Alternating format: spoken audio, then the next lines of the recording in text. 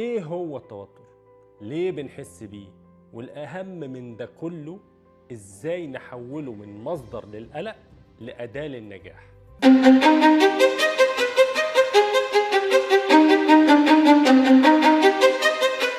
خلينا نسأل نفسنا سؤال مهم، احنا ليه بنحس بالتوتر؟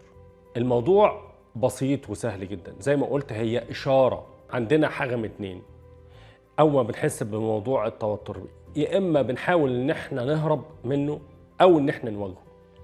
فإزاي هنتعامل مع التوتر دوت بشكل مختلف؟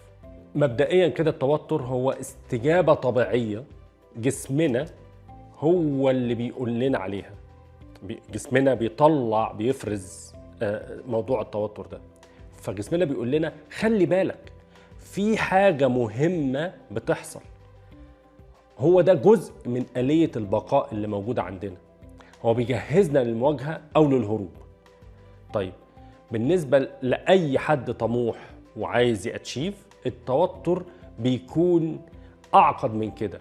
هو مش بس رد فعل للتهديدات الخارجية، لكنه كمان هو صراع داخلي مع التوقعات الذاتية.